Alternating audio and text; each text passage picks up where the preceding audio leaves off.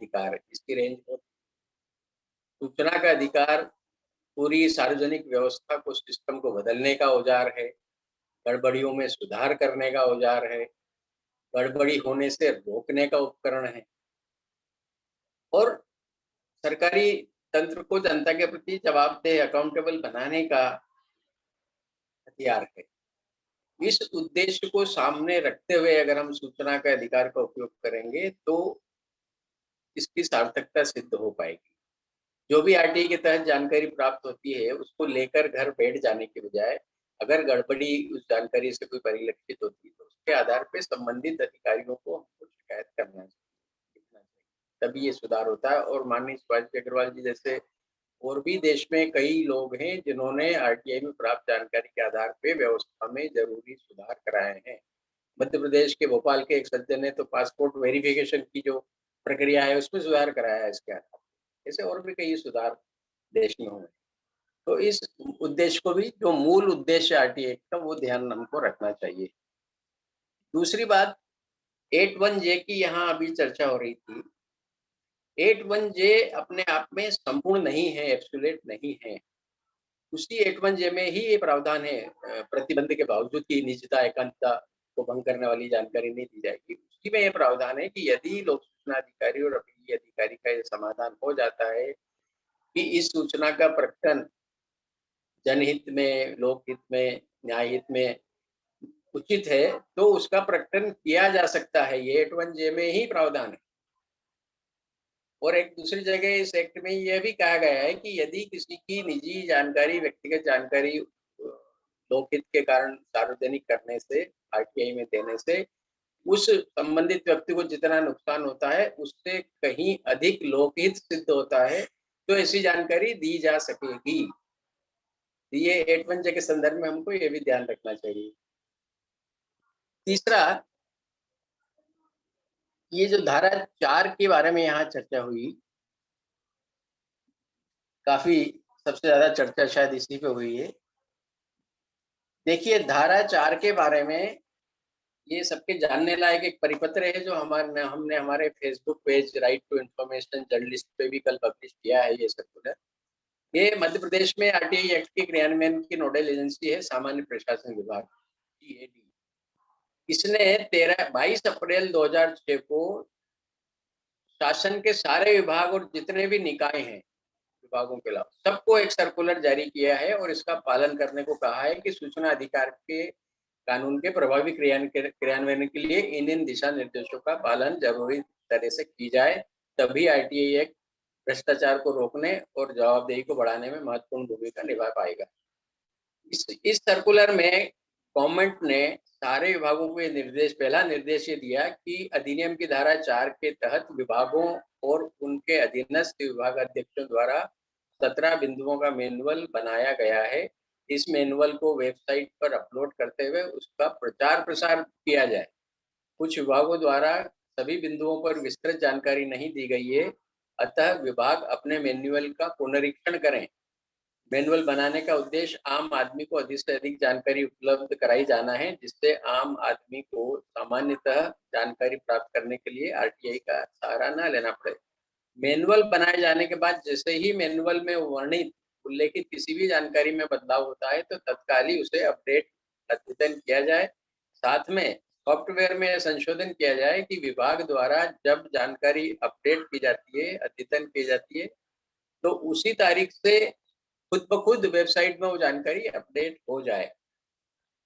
दूसरा निर्देश इसी परिपत्र में है, प्रत्येक विभाग में एक अधिकारी को प्राधिकृत किया जाए, जो हर महीने यह प्रमाण पत्र विभाग के प्रमुख सचिव, सचिव के सामने पेश करे, प्रमुख सचिव और सचिव को पेश करे कि विभागीय मैनुअल में दी गई जानकारियां अपडेटेड हैं। ये हर महीने सर्टिफिकेट देना इस गवर्नमेंट के परिपत्र के अनुसार आवश्यक है। ये परिपत्र में दिए गए दिशा निर्देश सबको गौर से सुनने की इसलिए भी जरूरत है कि इन परिपत्रों के पालन में क्या कार्रवाई की गई है, इसको लेकर आरटीआई लगाई जा सकती है। तीसरा निर्देश इसमें यह है कि अधिनियम की धारा 5 के तहत सभी विभागों द्वारा उनकी प्रशासकीय इकाइयों या उनके अधीनस्थ कार्यालयों में लोक सूचना अधिकारी, सहायक लोक सूचना अधिकारी नामांकित किए गए हैं। यह जानकारी भी 17 बिंदुओं के इस मैनुअल में दी जाना आवश्यक है। कुछ विभागों द्वारा अपने मैनुअल में यह जानकारी नहीं दी गई है, जिसे तत्काल मैनुअल में शामिल कर वेबसाइट पर अपलोड किया जाए। मध्य प्रदेश और राजस्थान में ये समस्या है। हमारे फेसबुक पेज पे काफी लोग यही पूछते हैं कि इसमें अपील हम किसको करें, अपीली अधिकारी कौन है, किसको भेज दिया। तो ये इसमें लोक सूचना अधिकारी, अपीली अधिकारी की जानकारी भी देना आवश्यक है इस सर्कुलर। तीसरा, चौथा निर्देश इस परिपत्र में यह है कि जीएडी को शिकायतें मिलती है कि कुछ लोक सूचना अधिकारियों, सहायक लोक सूचना अधिकारियों द्वारा अपने दायित्व का निर्वहन उचित ढंग से नहीं किया जा रहा है।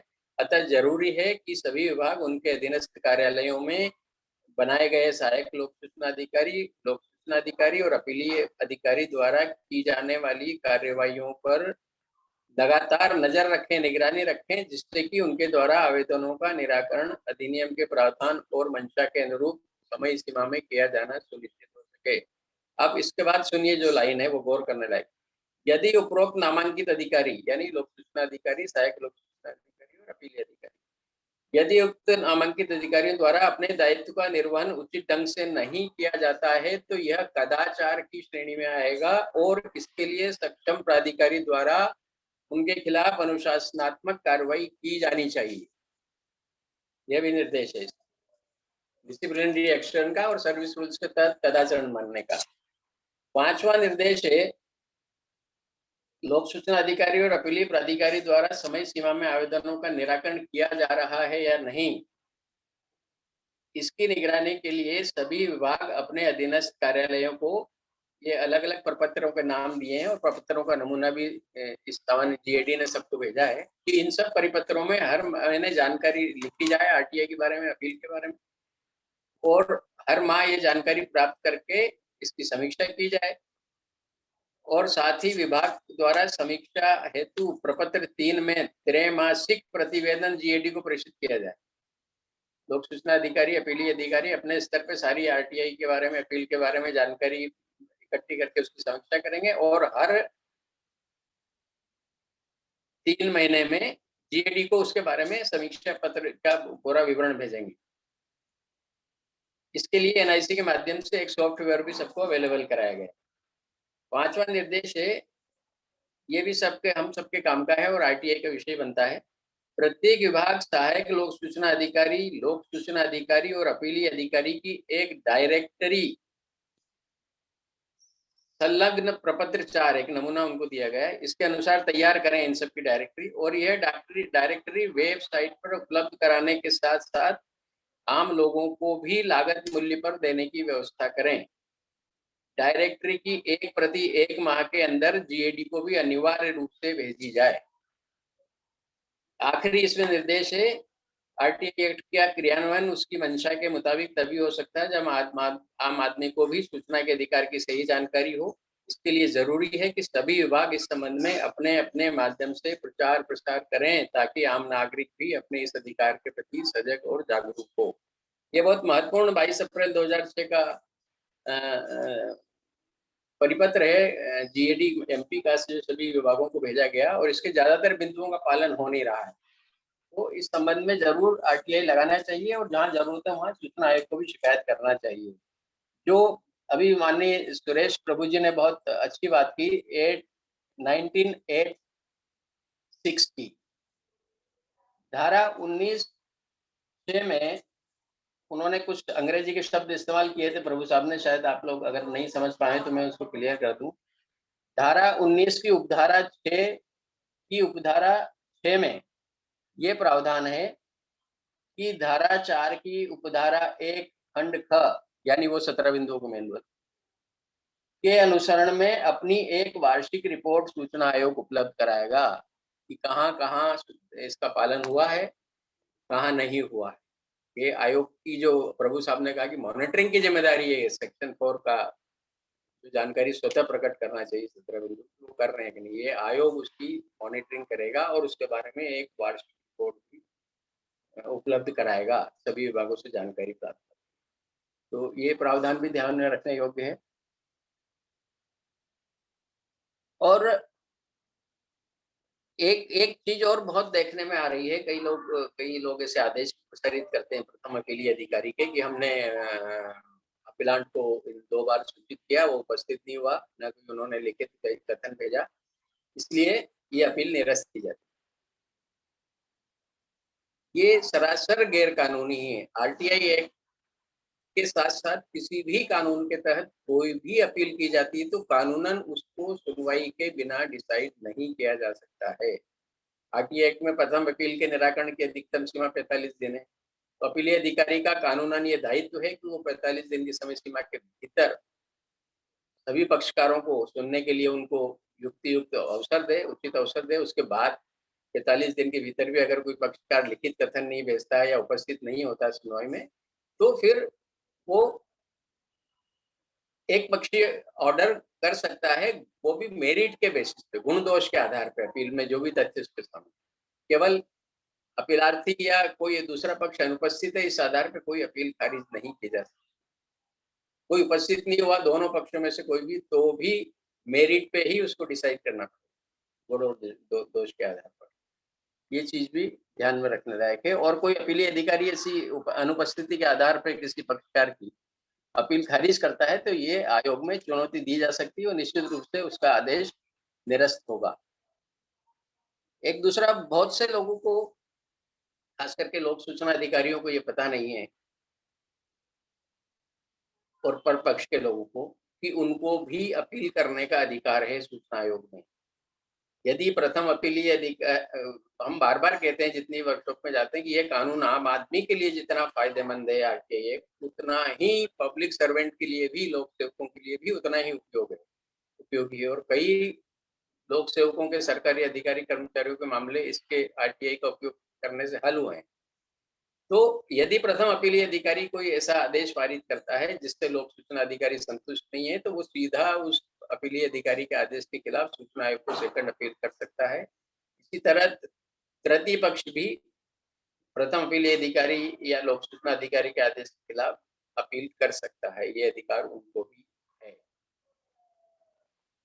एक फाइल नोटिंग की अभी यहाँ शुरुआत में बात उठी थी, तो एमपी के जीएडी ने, जो आरटीआई के क्रियान्वयन की नोडल एजेंसी है, उसने सभी विभागों को एक सर्कुलर भेजा कि कौन सी जानकारी देनी है, कौन सी नहीं देनी। ये सर्कुलर भी हमने अपने Facebook page right to information पर पब्लिश किया है अभी 1-2 दिन पहले। इसमें कहा गया है नोट शीट की प्रति उपलब्ध कराई जाएगी या नहीं। इस सवाल के जवाब में जीएडी ने सभी अधिकारियों को बताया कि अधिनियम की धारा 2F में सूचना और अभिलेख परिभाषित है और नोट शीट की प्रति इस परिभाषा में आती है। अतः नोट शीट, यदि नोटशीट जो अधिनियम की धारा 8 और 9 के प्रावधानों से संबंधित नहीं है, उनके बंधन से मुक्त है, उन नोटशीटों की प्रतियां उपलब्ध कराने में, उनका अवलोकन कराने में कोई आपत्ति नहीं की जानी चाहिए। ये देने योग्य। इसी तरह डीपीसी के बारे में और कागजों के बारे में भी प्रावधान है। दूसरा, एक बात आती है बार-बार कि आरटीआई का निराकरण 30 दिन में करना चाहिए। ऐसा नहीं है। वस्तुस्थिति ये है, जो सेक्शन 7 लोक सूचना अधिकारी की जिम्मेदारियों के बारे में है, उसमें साफ कहा गया है कि लोक सूचना अधिकारी यथासंभव शीघ्रता से आरटीआई का निराकरण करेगा। ये उसका कानूनी दायित्व है। यथासंभव शीघ्रता, जितना जल्दी हो सके उतना। लेकिन 30 दिन से ज़्यादा किसी भी दशा में वो देरी नहीं कर सकता। ये है 30 दिन के बारे में। 30 दिन में ही करना, ऐसा नहीं। हमने ऐसे अच्छे लोक सूचना अधिकारी भी देखे हैं। एक मुरैना के एसडीएम का हमें ध्यान आता है। वो हर आरटीआई का निराकरण 15 दिन के अंदर कर देते थे। उन्होंने पूरा रिकॉर्ड आरटीआई के हिसाब से तैयार कराया हुआ था और वो अपने आईक्यू से उन्होंने अंदाज लगा रखा था कि और आरटीआई में लोग क्या-क्या जानकारी माँग सकते हैं। सब सेट तैयार कराए हुए थे। लोगों को भेजा जाने वाले चिट्ठी के भी, अपीलांट को भी, जिसको भी भेजना है, और बस उसमें नाम पता वो बदलते थे और जो भी जानकारी माँगी वो उस खांचे में से निकाल के और भिजवा दिया करते। 15 दिन के अंदर मैक्सिमम का निराकरण करते थे। तो ऐसे भी अधिकारी हैं। एक दूसरा, अभी राजस्थान के सूचना आयुक्त श्री नारायण बारेट ने एक फैसला किया है बहुत अच्छा। हमारे सामने भी मध्य प्रदेश सूचना आयोग में उस तरह के मामले आए थे। उसमें एक अपीलांट सामने आया अपील में, जो ज्यादातर मामलों में आयोग में लोक सूचना अधिकारी के खर्चे पे आता था और आके बोल देता था कि मुझे जानकारी मिल गई है या कह देता था कि मुझे जानकारी की अब जरूरत नहीं है, ये लोक सूचना अधिकारी के खिलाफ कोई कार्रवाई नहीं की जाए और मामला खत्म कर दिया जाए। ये कहने के लिए वो 200-300 किलोमीटर चल के जयपुर पहुंचता था, लोक सूचना अधिकारी के खर्चे पे। तो उसपे सूचना आयुक्त श्री बारेट जी ने बहुत अच्छा फैसला दिया कि इसको जो भी जानकारी दी गई है, उसको विभाग की वेबसाइट पर पब्लिक डोमेन में डाला जाए, सार्वजनिक रूप से प्रदर्शित किया जाए, ताकि उन दोनों की जो सेटिंग है उसकी पोल खुल सके। ऐसे ही मध्य प्रदेश में जो मामला है उनमें भी हमने भी यही आदेश दिया था कि अगर आपको जानकारी प्राप्त हो गई या तो आयोग के सामने जानकारी की प्रति पेश करो, और कर नहीं पाते थे क्योंकि पूरा उनका सेटिंग का खेल होता था, तो फिर हम उसको पब्लिक करने के लिए कहते थे, इसको सार्वजनिक रूप से धारा 4 के तहत।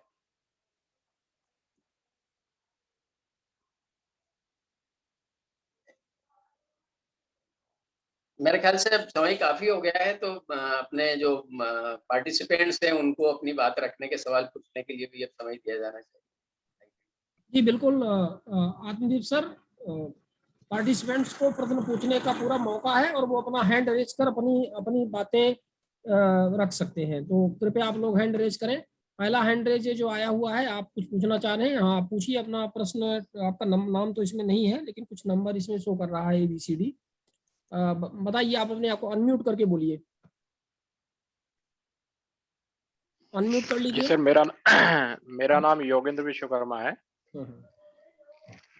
मैं सर ये बताना चाह रहा हूँ, मैं लखनऊ का रहने वाला हूँ। पहली बात तो सर, आप सभी लोगों को, आदरणीय लोगों को मेरा प्रणाम। और मेरा नाम योगेंद्र विश्वकर्मा है। मैंने भी कुछ RTI के तहत जानकारी लखनऊ के ग्राम विकास कार्यालय से लेनी चाहिए, लेकिन जो है उसमें इन्हीं धाराओं का उल्लेख करते हुए जो है RTI की जानकारी नहीं दी गई है। और जो है बड़े पैमाने पे जो है यहाँ पे जो ग्राम विकास अधिकारी का पद है, उसकी भर्ती में बड़े पैमाने पे जो है भ्रष्टाचार हुआ था। और उस भर्ती में कई लोगों, हमारे कई मित्रों का जो है सिलेक्शन हुआ था, लेकिन जो है उनको नियुक्ति नहीं दी गई। और मामला अभी भी कोर्ट में विचाराधीन है, जबकि कोर्ट के एक बेंच ने आदेश दे दिया था उनकी नियुक्ति के लिए, लेकिन उसके उसके ऊपर जो है विभाग का जो है स्पेशल अपील हुआ था और जो है अभी तक नियुक्ति नहीं दी गई है। तो मैं आप लोगों से ये जानना चाह रहा हूँ कि सर, जो धारा 8 के तहत कई सारी हमारी RTI का जो सूचना अधिकार का है एप्लीकेशन, उसको रिजेक्ट कर दिया गया है। और कई लोगों ने तो जो है उसको जो है हमारा आवेदन ही ऐसे रिजेक्ट करके भेज दिया वापस, कि उसमें कहा गया है कि जो फीस है वो जिनको जानी चाहिए थी उनका नाम जो है गलत लिखा गया है। तो इसका क्या प्रावधान हो सकता है, क्या निवारण किया जा सकता है इसमें सर?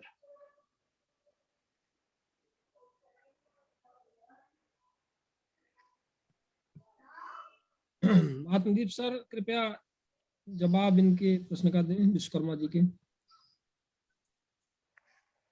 जी,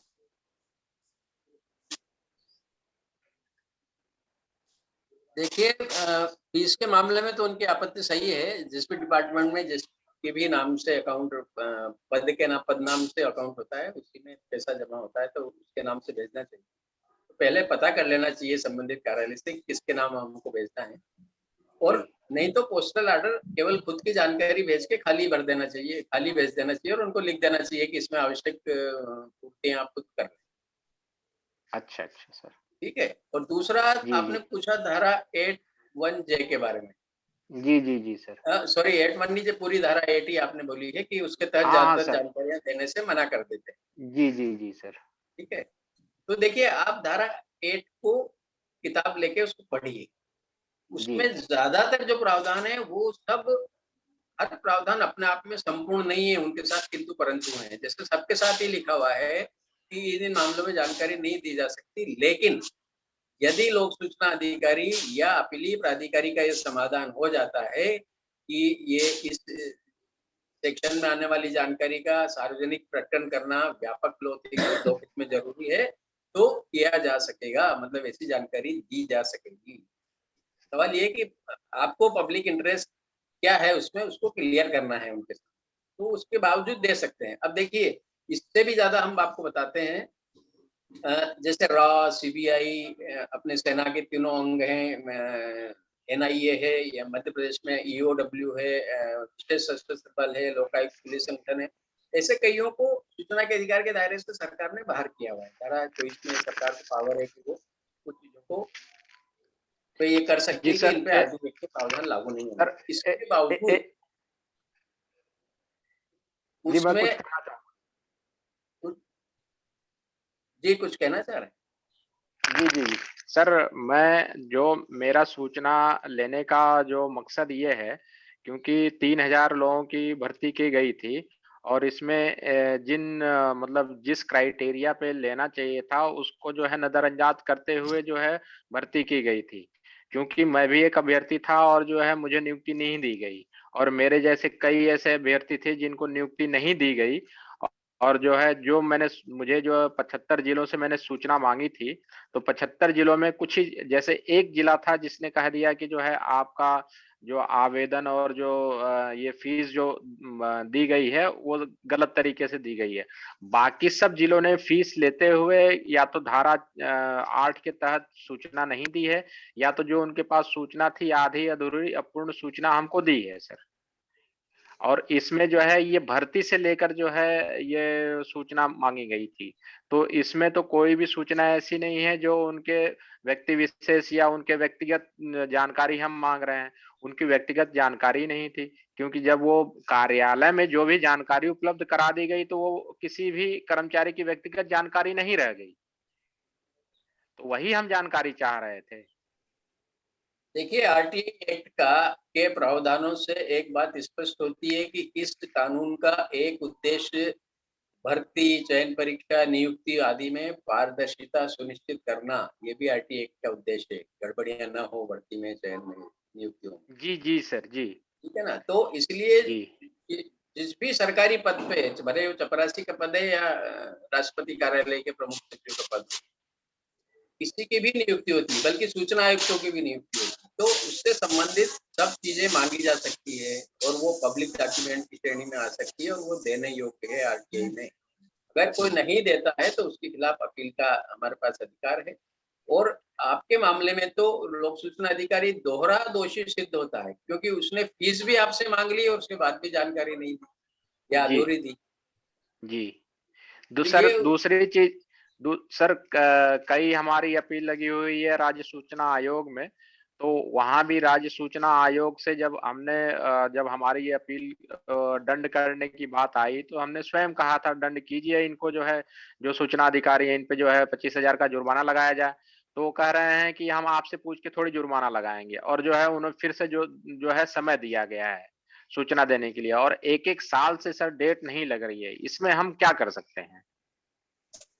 डेट लगाना तो आयोग के ही हाथ में, हम उनको मेंशन कर सकते हैं, जैसा कोर्ट में वकील करते हैं कि इस मामले को जल्दी सुनवाई में लिया जाए, इसके व्यापक लोकहित है, हमारे हित जी प्रभावित हो रहे हैं, तो इसको जल्दी सुनवाई में लिया जाए, निवेदन करें, और या प्रत्यक्ष मिलकर करें तो जल्दी लग जाएगा। हमारे पास तो जब हम सूचना आयुक्त से जितने भी ऐसी अर्जी आती थी हम जल्दी सुनवाई लगा देते थे।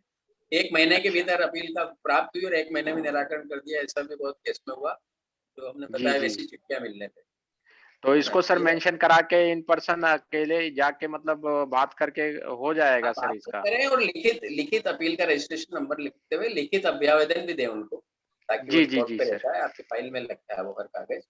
तो कल जी को जी आप हाई कोर्ट में भी आपको जाना पड़ा लंबे समय तक, आपकी डिसाइड नहीं हो रही, तो आप हाई कोर्ट में रीड कर सकते हैं। वहाँ भी ये कागज अच्छा। काम आएगा, वहाँ भी पूछेंगे कि आपने पहले आयोग से रिक्वेस्ट की या नहीं कि आपको निराकरण करना, जी तो जी जी वहाँ भी सर। काम आएगा। चैट बॉक्स में एक जी जी महोदय ने एक प्रश्न जी रखा सर, है बहुत बहुत धन्यवाद सर। कि झारखंड सूचना सॉरी झारखंड राज्य का है शायद, झारखंड राज्य में भी एएनएम की नियुक्ति में बड़ी अनियमितता दिखाई मतलब सामने आई है, क्योंकि जिनका रैंक 1800 है उनकी नियुक्ति नहीं हुई है और 5500 वालों की नियुक्ति हो गई है। इस विषय पर थोड़ा मार्गदर्शन करें। तो यहाँ भी तो वही लागू होता है जो आत्मदीप सर ने बताया है। आप यहाँ भी आरटीआई लगा करके नियुक्ति से संबंधित जानकारी ले सकते हैं।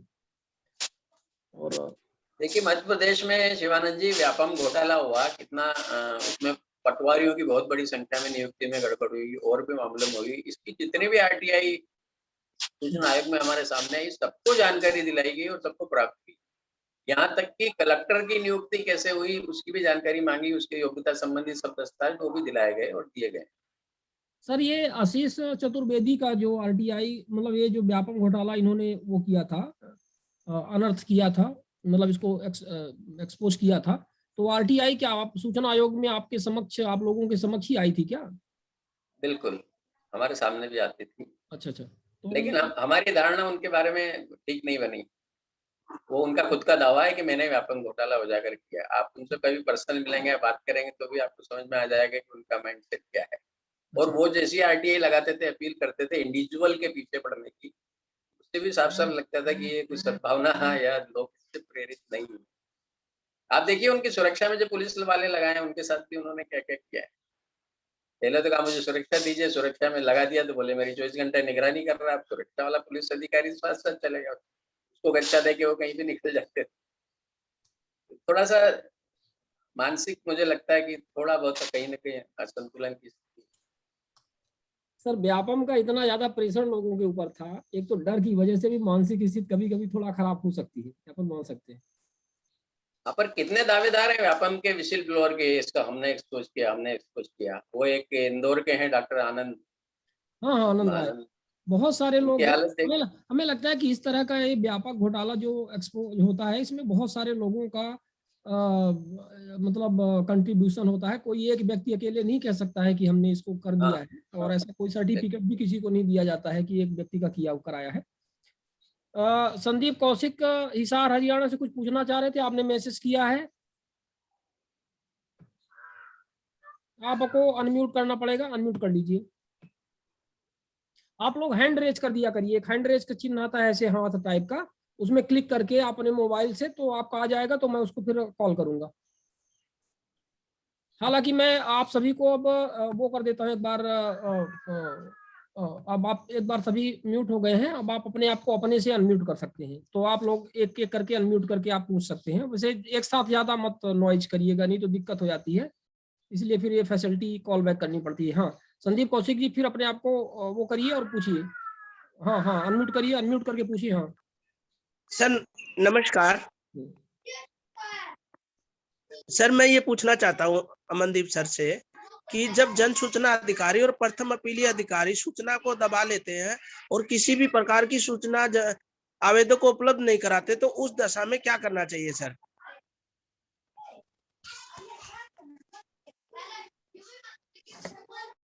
अनुदीप सर, अपने आप को अनम्यूट करना पड़ेगा, आपको भी, आपको भी अनम्यूट करना पड़ेगा, क्योंकि अभी बीच में मैंने हाँ कर दिया था जी।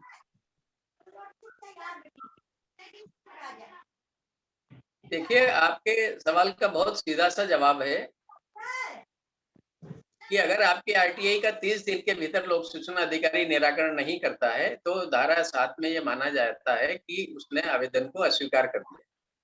फिर आपको अपील का अधिकार प्राप्त हो जाता है। आप 30 दिन पूरे होने के बाद अगले 30 दिन में प्रथम अपील कर सकते हैं। और इसी तरह 45 दिन में प्रथम अपील पे भी कुछ नहीं होता है, या जो होता है उससे आप संतुष्ट नहीं है तो अगले 90 दिन में सेकंड अपील कर सकते हैं। सर क्या धारा 18 के तहत शिकायत नहीं कर सकते हैं सर? शिकायत में देखिए, एक आपको सुझाव देंगे, यहाँ चूंकि अब समय भी काफी हो रहा है, बहुत डिटेल में हम नहीं जा पाएंगे। एक नाम लिखिए आप, राइट टू इन्फॉर्मेशन जर्नलिस्ट नाम से फेसबुक पे पेज है। आपके इन सब सवालों के रेडीमेड जवाब आपसे सर मैं जुड़ा हूँ आपसे, सर मैं जुड़ा हुआ हूँ सर आपसे। तो उस पे मैं 50 बार इस सवाल का जवाब दे चुका हूँ। आपने अभी क्या कहा है कि अगर क्या पूछ लीजिए एक बार, इसकी बात पूरी कर देते हैं। मैं कह रहा हूँ सर, इन दोनों जन सूचना अधिकारी और प्रथम अपीलीय अधिकारी के खिलाफ धारा 18 के तहत राज्य सूचना आयोग में शिकायत करने का प्रावधान है या नहीं है सर? बिल्कुल कर सकते हैं, लेकिन एक बात सबको समझ लेना चाहिए, धारा 18 में शिकायत करने पे आयोग केवल दंडित कर सकता है दोषी अधिकारी को, अगर आपकी शिकायत सही दंडित हो जाएगा, जवाब मिल जाएगा सर, लेकिन आपको जानकारी देने का आदेश पारित नहीं कर सकता है। सुप्रीम कोर्ट का भी वर्डिक्ट है। जानकारी लेना है तो धारा 19 में आपको अपील करना चाहिए। अपील करेंगे तो उसमें 2 फायदे हैं, दंडित भी हो जाएगा, आपको मुआवजा भी मिल सकता है और आपकी जानकारी भी नहीं मिल सकती है। सर मैं आपका बेहतर होती है, शिकायत से अपील करना हमेशा बेटर होता है। सूचना आयोग में रहते हुए हमने देखा है कि सुनवाई लगाने में भी अपील को प्रायोरिटी दी जाती है। सर मैं आपका बहुत बड़ा फैन हूँ सर, मैं आपका सर। आपका प्यार है, धन्यवाद। चलिए दूसरों को मौका दिया जाए। Hello sir. सर नमस्कार सर। नमस्कार सर। सर एक क्वेश्चन है सर, जन सूचना अधिकारी अगर ये कहे कि आपने जो जानकारी चाहिए वो कार्यालय में उपलब्ध नहीं है, तो उसमें क्या कर सकते हैं सर? अगर आपको ये विश्वास है कि उस कार्यालय में उपलब्ध है और वो गलत ढंग से मना कर रहा है, तो आप निश्चित रूप से अपील करना चाहिए। क्योंकि नियुक्ति संबंधी किसी की फाइल चाह रहे हैं, कोई पद के लिए क्लास 1 का पोस्ट है, 4 पद में 2008 में विज्ञापन निकला था, और वो कहते हैं कि इससे भर्ती संबंधित फाइल हमारे कार्यालय में उपलब्ध नहीं है। देखिए, हमने अभी कल या परसों किसी साथी ने हमको आरटीआई का एक अच्छा नमूना भेजा था, उसको अपने फेसबुक पेज पे शेयर भी किया है, उसको आप देख सकते हो।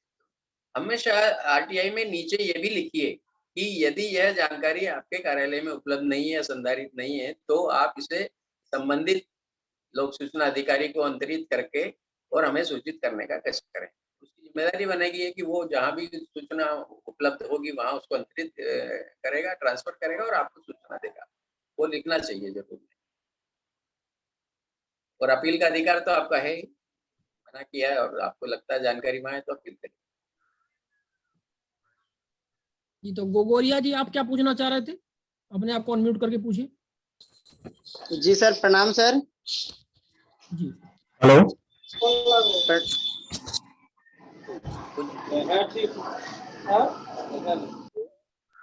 प्रणाम सर। हाँ प्रणाम, पूछिए। सर जी बोलना था सर जी, झारखंड में हमने एक सूचना मांगी थी सर जी, और लगभग प्रथम अपील पदाधिकारी और सूचना उपलब्ध कराने का निर्देश दिया गया, और मैंने संबंधित अधिकारी के कार्यालय में जाकर संबंधित सभी सूचनाओं का अवलोकन किया। अवलोकन उपरांत ज्ञात हुआ कि खामियां और अनियमितता बरतते हुए और नियमावली की धज्जियां उड़ाते हुए सर जी काम किया गया है। उसके बाद सर जी मैंने शिकायत की थी जन सूचना पदाधिकारी से कि आप धरातल पर जांच करके और संबंधित सभी पंचायतों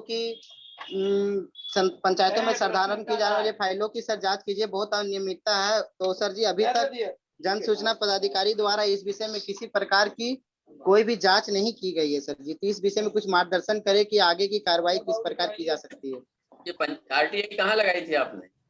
सर मैंने बोकारो जिले के चंद्रपुरा प्रखंड में लगाई थी सर, झारखंड में। प्रखंड कार्यालय में? जी सर, प्रखंड कार्यालय में लगाई थी सर, और पंचायतों से मैंने सर संधारण की जाने वाली पंजियों व प्रधानमंत्री आवास के नियमावली के तहत सर मैंने सूचना मांगी थी सर।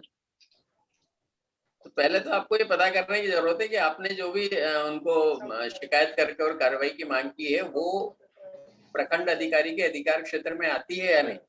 जी सर आती है सर। उसके बाद भी उसके बावजूद उसके द्वारा कार्रवाई नहीं की जा रही, तो आपको उसके ऊपर के अधिकारियों को शिकायत करना चाहिए। सर मैंने प्रथम अपील पदाधिकारी को भी सर मैंने शिकायत की सर उस विषय में सर, लेकिन प्रथम अपील पदाधिकारी के द्वारा किसी प्रकार की कोई संज्ञान नहीं ली जा रही है। और साथ ही साथ मैंने वहाँ के लगभग मीडिया को भी सर मैंने अवगत कराया था। टोटली डॉक्यूमेंट जो छाया पर जो छवि मैंने सर अपने मोबाइल में कैद की थी सर, उस छवि को भी मैंने साझा किया था सर। उसके बाद भी कोई पत्रकार भी हमारे साथ नहीं दे रहे हैं सर। देखिए, एक तो ये बात समझ लीजिए कि अपीली अधिकारी को शिकायत नहीं की जाती है, उनके पास केवल प्रथम अपील की जाती है। धारा 18 के तहत केवल सूचना आयोग को की जा सकती है, वो भी आरटीआई के संबंध में की जा सकती है। आपने जैसा बताया कि मुझे गड़बड़ी मिली, इस पे कार्रवाई की जाए। नहीं सर, मैंने सर इस विषय पे कार्रवाई के लिए मांग की थी सर, क्योंकि प्रथम अपील पदाधिकारी के कार्यालय से लगभग 8 बार पत्राचार कर हमें सूचना उपलब्ध कराने का निर्देश दिया गया, फिर भी वो अपने कर्तव्यहीनता का परिचय देते हुए जन सूचना पदाधिकारी किसी प्रकार की सूचना अभी तक उपलब्ध नहीं कराए। इस विषय से अवगत कराते हुए मैंने प्रथम अपील पदाधिकारी को एक खत लिखा था, एक पत्र समर्पित किया था, और जो अनियमितता पाई गई अवलोकन के दौरान उस संबंध में मैंने जन सूचना पदाधिकारी को शिकायत किया था, लेकिन जन सूचना पदाधिकारी द्वारा किसी प्रकार की कोई कार्रवाई नहीं की जा रही है। देखिए, जन सूचना अधिकारी, अपीली अधिकारी, सूचना आयोग, इन सबको आप आपकी आरटीआई से संबंधित शिकायत ही कर सकते हैं। आरटीआई में आपको गड़बड़ी की जानकारी मिल गई तो उन गड़बड़ियों पे कार्रवाई करें। ये काम लोक सूचना अधिकारी के भी नहीं है, अपीली अधिकारी का भी नहीं है, सूचना आयोग का भी।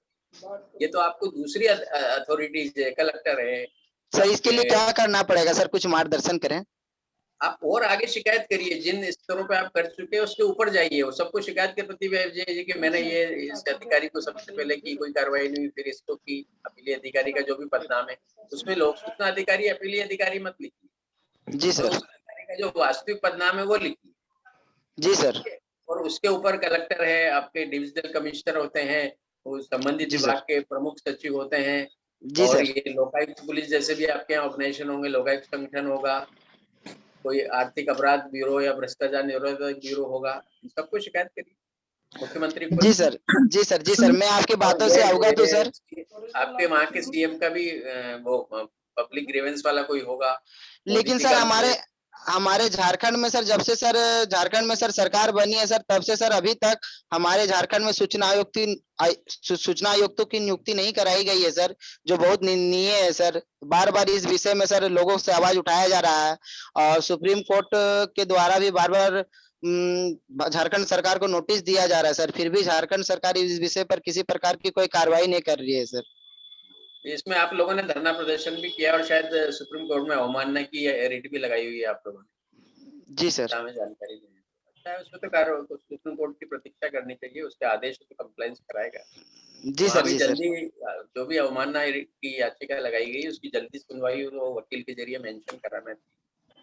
जी सर। जी सर, बहुत बहुत धन्यवाद सर। मैं आगे की कार्रवाई सर मैं सोच रहा हूँ सर कि कोर्ट से करना चाहूँ सर, तो कैसा रहेगा सर? बिल्कुल बिल्कुल, किसी भी वकील से बात करके आप कोर्ट में इस्तीगासा दायर। जनहित याचिका दायर करने से सर। हाँ, लेकिन उसके पहले ये सब जरूरी है जो आपको बताया जा रहा है कि पहले आप संबंधित अधिकारियों को शिकायत करें, सीधे कोर्ट में नहीं जाना चाहिए। कोर्ट जी ये सर। मांगेगा, आप डायरेक्ट हमारे पास क्यों आ गए, तो आप ये लिखेंगे उसमें कि आपके मुकदमे में, कि वाद पत्र में, कि मैं इन जगहों पे मैंने शिकायत की, कोई कार्रवाई नहीं हुई, इसलिए मैं न्यायालय की शरण में आया। जी सर। पहले शिकायतों की कार्रवाई पूरी कर लीजिए। सर आपकी जानकारी से सर बहुत दिल प्रश्न हुआ सर, बहुत बहुत धन्यवाद सर। आपको भी धन्यवाद।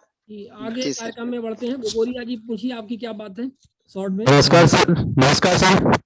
नमस्कार। आवाज आ रही है क्या सर? आपकी आवाज आ रही है, पूछिए, प्रश्न पे आइए। हाँ सर, मैं ऐसे सभी को नमस्कार सर। मैं ऐसे पूछ रहा था कि मैंने पहले आरटीआई लगाई थी ग्राम सेवक के लगाने के बाद में मैंने प्रथम अपीलीय अधिकारी को भी लगा दी। अभी तक उन्होंने कोई सूचना उपलब्ध नहीं करवाई है, दोनों ने ही। और आगे की मैं आपका मार्गदर्शन मुझे सही रहे, आगे मैं क्या कार्रवाई करूँ? प्रथम अपील किए हुए कितने दिन हुए? प्रथम अपील की हुई सर मेरे को 45 दिन से ऊपर हो गया। दोनों ही लगा दिया मैंने, फर्स्ट अपील भी लगा दी। सेकंड अपील करना चाहिए। तो सेकंड अपील के लिए सर मैं जैसे क्या करूं सर आगे? आप सीधे सादे कागज पे सूचना आयोग के नाम अपील लिख दीजिए कि धारा 19 के तहत द्वितीय अपील मैंने ये उसमें लिख दीजिए, महोदय मैंने ये आरटीआई लगाई थी जिसकी कॉपी संलग्न है, मुझे 30 दिन में जानकारी नहीं दी या अधूरी दी या गलत दी, इसके बाद मैंने इस तारीख को प्रथम अपील की, उसकी कॉपी संलग्न है, अपीलीय अधिकारी द्वारा कोई कार्रवाई नहीं की गई, इसलिए मैं ये अपील पेश कर रहा हूँ और इसमें मुझे ये राहत चाहिए, उसमें मांग कीजिए, जानकारी निश्चित दिलाया जाए, लोक सूचना अधिकारी को दंडित करें, अपीलीय अधिकारी के खिलाफ स्ट्रक्चर पास करें, कार्रवाई नहीं की उसके खिलाफ, और संबंधित लोकसभा के ये सेवा नियमों के तहत भी कार्रवाई के निर्देश देने का कष्ट करें, और अपना नाम, पता, ईमेल, मोबाइल सब लिख के भेज दीजिए। सर मैं एक चीज और पूछना चाहता था सर। मैंने एक मामले में क्या है सर, मैंने आरटीआई लगाई थी, उसमें मैंने प्रथम अपील भी लगा दिया, द्वितीय सेकंड भी लगा दिया, और मेरे पास जितने एविडेंस थे वो आ गए। और ये बड़ा स्कैम था जो ग्रामदान बोलते हैं, ग्रामदान घोटाला, जो अपने विनोबा भावे के द्वारा जो फ्री ऑफ लैंड का दिया गया था। उसमें जो ग्रामदान का जो चेयरमैन होता है, चेयरमैन होने के बाद में उसमें जो कार्यपालिका के सदस्य होते हैं 7 होते हैं, परंतु 4 मेंबरों की मृत्यु हो जाती है। फिर जिला कलेक्टर महोदय को ग्रामदान बोर्ड राजस्थान उनको अवगत कराता है कि इनके 4 व्यक्तियों के चुनाव करवाए जाए, परंतु आज तक जिला कलेक्टर ने चुनाव नहीं करवाकर उस ग्रामदान जो गांव है तो उसको क्या कर दिया, उन्होंने तोड़ दिया, मतलब उसको राजस्व बना दिया। तो मैं इसके बाबत में आपसे कुछ राय लेना चाहता था सर।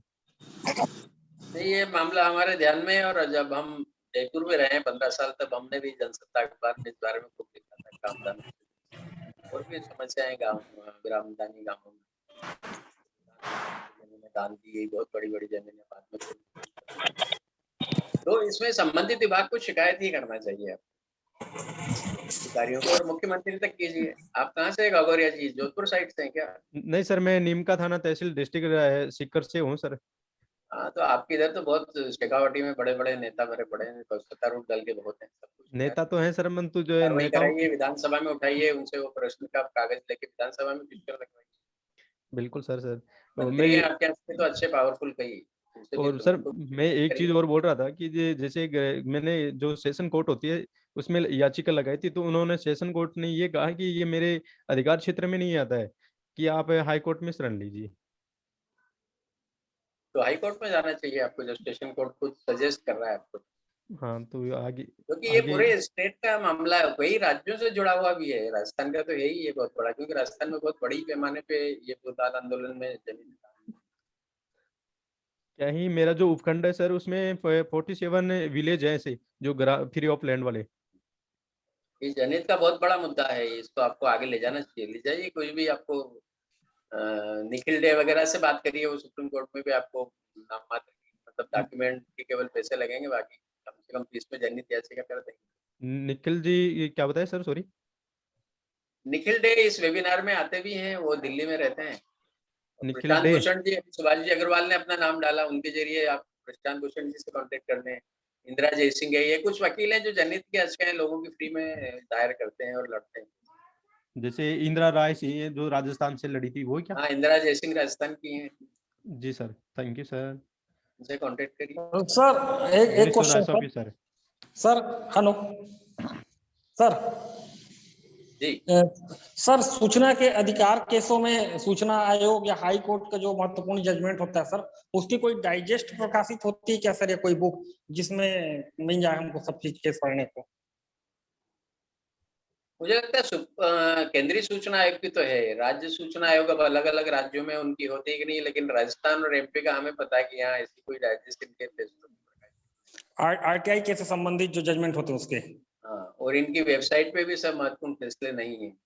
हमारे समय में केवल हम थे जो वेबसाइट पे महत्वपूर्ण फैसले डलवाते थे, बाकी कुछ सूचना आयुक्त रुचि नहीं लेते। आयोगों में स्टाफ भी नहीं है प्रॉपर जो वेबसाइट पे अपलोड करे ऑर्डर। सर एक क्वेश्चन और सर, कि जैसा जन सूचना अधिकारी बोलता है कि आपके द्वारा चाही गई जानकारी 350-400 पेज की है, तो आप जो है कार्यालय में आके अवलोकन कर लीजिए दस्तावेजों का करके, और हम कार्यालय में अवलोकन के लिए जाना नहीं चाहते सर, क्योंकि हम नहीं चाहते कि वहां जाकर उनके साथ वो करें। हम उस कागज को डॉक्यूमेंट्री मतलब प्रमाणित प्रतियां ही चाहते हैं, हम अवलोकन करना नहीं चाहते। तो उस स्थिति में क्या करें? इस बारे में उनको लिख सकते हैं। वैसे आरटीआई एक्ट में प्रावधान है कि यदि मांगी गई सूचना इतनी अधिक वॉल्यूम में है, मात्रा में है, कि जिससे लोग प्राधिकारी कार्यालय के स्रोत संसाधन गैर आनुपातिक रूप से प्रभावित हो सकते हैं, तो लोक सूचना अधिकारी आवेदक से अनुरोध करेगा कि वो कार्यालय आए, दस्तावेज का अवलोकन करें, आपकी जानकारी को स्पष्ट और सीमित करें। ऐसा प्रावधान है, उसके तहत वो लिखते हैं। उनको मान लो कागज इकट्ठे करने में कोई दिक्कत पड़ी, लेकिन हमेशा ये ध्यान रखिए, कागजों का अवलोकन करने से आपको ही लाभ होता है। आप जो जानकारी मांग रहे हैं उसके अलावा भी कई जानकारियां आपके ध्यान में आ जाती है, जिनका आप भविष्य में उपयोग करते हैं। और एक आपको जो सटीक जानकारी चाहिए, आप उसी पे निशान लगाएंगे पेंसिल से, वही आपको मिलेगी। और वैसे वो कुछ भी कागज भेज देंगे, 400 कागज, और आपको 800 रुपये ले लेंगे। मालूम पड़ेगा कि आधे पैसे तो आपके काम के ही नहीं, जो आपने मांगे नहीं उसका भी पैसा ले लिया वो सूचना दे। तो अवलोकन करना हमेशा फायदेमंद ही रहता है। लेकिन आपको कोई डर है जी जी नहीं जाना है, मुझे झूठे मामले में फंसा देंगे या बस सर यही इशू है सर, तो अपने प्रतिनिधि को भी भेज सकते हैं आप अधिकार पत्र देख के अवलोकन। और इसमें ये वीडियो रिकॉर्डिंग भी कर सकते हैं साथ में अवलोकन की। आप लोग क्या मैं ऐसा पत्र लिख दीजिए कि मैं अवलोकन करने में असमर्थ, मुझे जी, तो उसके लिए वो एडिशनल समय वगैरह की मांग कर सकते हैं, ऐसा है? नहीं, देखिए अब आपको उन्होंने निश्चित समय सीमा में ये जवाब दे दिया है, अगर कि अवलोकन कर लें और जानकारी ले लें जी तो वो धारा 7 के तहत दोषी नहीं हुए। 30 दिन की समय सीमा में कार्रवाई कर दी। जी जी तरफ से रेस्पॉन्स उनको नहीं मिला तो ये आपकी जिम्मेदारी है। जी जी जो भी समय आपके बीच में आपसी सहमति से तय कर लें। आगे बढ़ते हैं। गौरव जी ने हैंड रेज किया हुआ है। गौरव जी अपना प्रश्न पूछिए, अपने आप को अनम्यूट करके। एक्सक्यूज मी सर, मैं एक सवाल कर सकता हूँ क्या? आप बाद में करिए, पहले गौरव जी ने हैंड रेज किया हुआ, वो अपनी बात ओके सर। धन्यवाद सर।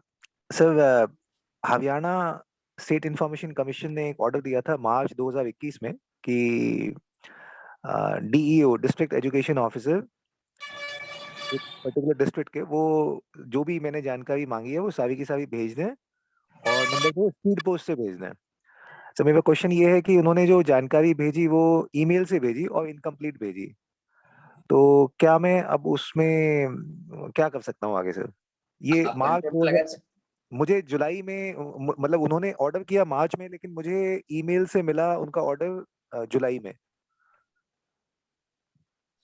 नहीं, जो सर भी गड़बड़ हुई है, मान लीजिए आपको हार्ड कॉपी देनी थी और सॉफ्ट कॉपी में दी गई, कंप्लीट देनी थी, अनकम्प्लीट दी गई, ऐसी जो भी गड़बड़ हुई है, तो आप इसके लिए तो लोक सूचना अधिकारी को एक अपनी अर्जी दे दीजिए कि देखिए ये कोर्ट का आदेश है, मेरी ये डिमांड थी और इसके बजाय आपने ऐसा ऐसा किया है, तो मुझे मेरी ये चीजें इतने 7 दिन में 15 दिन में पूरी की जाए, मुझे हार्ड कॉपी में चाहिए, ये अनकम्प्लीट है वो दी जाए, और नहीं तो मैं हाई कोर्ट में फिर जहाँ का भी आदेश है कंटेम्प्ट अवमानना याचिका दायर करूंगा आपके विरुद्ध और दंडात्मक कार्रवाई की मांग। मुझे लगता है उससे भी ठीक हो जाना चाहिए, क्योंकि हाई सर कोर्ट इसमें से क्या बहुत डरते हैं सब सरकारी अधिकारी कर्मचारी। इसमें सर एसआईसी के पास में क्या हम पेनल्टी के लिए लिख सकते हैं कि आपके आदेश का मानना नहीं की गई है, या एसआईसी को हम कुछ और लिख सकते हैं? एग्जीक्यूशन ऑफ द एसआईसी नहीं ऑर्डर। बोल रहे हैं आप, सूचना आयुक्त बोल रहे हैं, सूचना हाँ सर, आयोग। मतलब स्टेट इंफॉर्मेशन कमिश्नर जिन्होंने ये फाइनल ऑर्डर दिया था। हाँ बिल्कुल बिल्कुल बिल्कुल, करना उनको ही चाहिए। उनको क्या तो करना आप चाहिए सर? जानकारी भेजिए, आप उसकी उसकी भी एक कॉपी उनको भेज सकते हैं, या लिख सकते हैं कि मैं सुनवाई में सारे कागज पेश कर दूंगा और ये मेरी आपका आदेश ये था, इस तरह से इसका उल्लंघन हुआ है, तो इनको इस आदेश का पूरा पालन कराया जाए जल्दी से जल्द और तो दंडात्मक सर कार्रवाई की जाए, और मुझे जो भी मानसिक शारीरिक आर्थिक पीड़ा हुई, नुकसान, उसका भी मुआवजा भी दिलाया जाए। सर इसमें वो 250 रुपीज पर डे का जो होता है डिले, उसको भी इसमें डाल सकते हैं पेनल्टी के लिए अंडर सेक्शन 20 एंड 18? डाल सकते हैं ना, आप तो सीधा दिन में पढ़ने की बजाय सीधा अधिकतम 25,000 रुपए जुर्माने की मांग कीजिए और धारा 19(8)(b) के तहत हट जाने की भी मांग करिए कि आप परेशान हो रहे हैं, लंबा टाइम खींच रहा है, समय पे जानकारी नहीं मिल रही। Right, thank you so much sir. जी कार्यक्रम में अभी आगे बढ़ते हैं और हमारे और भी जो भी साथी हैं वो अपनी बात रख सकते हैं। कौन आप कुछ पूछना चाह रहे थे? प्रकाश करके हैंड रेज है। गोगोरिया जी, आप हाँ अपनी कौन सा प्रश्न पूछ रहे थे वो आप बात कर लीजिए। शिवानंद जी, एक चीज पूछना था। हाँ अशोक कुमार जी, चलिए आप ही पूछिए। मैंने एक आरटीआई लगाई सर, ऑनलाइन आरटीआई में 30 दिन के पहले ही पीआईओ ने रिप्लाई दे दिया, रिप्लाई डेटेड 29/9/2021, जबकि ऑनलाइन पे ना अटैचमेंट है ना ऑफलाइन भेजी।